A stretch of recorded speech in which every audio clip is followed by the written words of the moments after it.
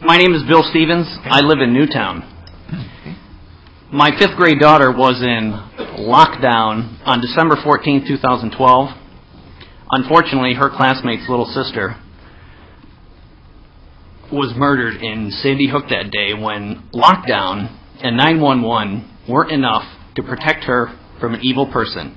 Not protect her from an assault rifle or some type of inanimate object, but from an evil person. Quite different from the elaborate security you all enjoy here at the Capitol. It was fun getting frisks on the way in.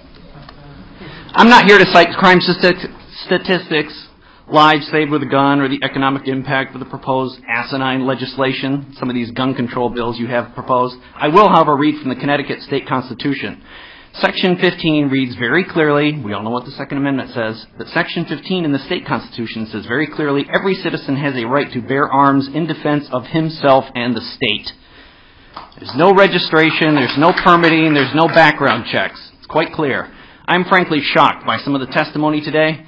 In case some here failed American history, there is something called the Constitution and the Bill of Rights and a process by which to amend it. The same goes for the state constitution. These rights are inalienable and endowed by our Creator, not you politicians, to all citizens regardless of gender, race, or creed. In order to limit the rights of individuals, there is something called due process, and legislation is not due process. You want to take my rights away? Let's go to court. And with regards to due process, the final report with all the facts on Sandy Hook will not likely be issued until this summer. It was stated clearly in the newspapers. How can any legislation be passed in good faith or good conscience without all the facts?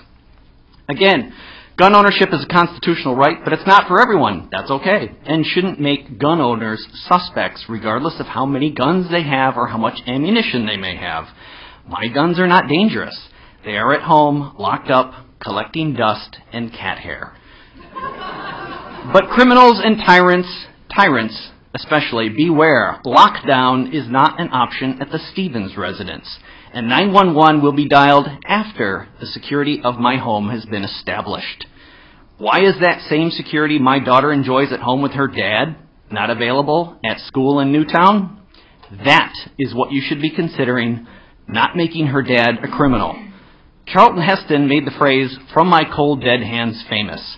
And I will tell you here today, you will take my ability to protect my Victoria from my cold dead hands.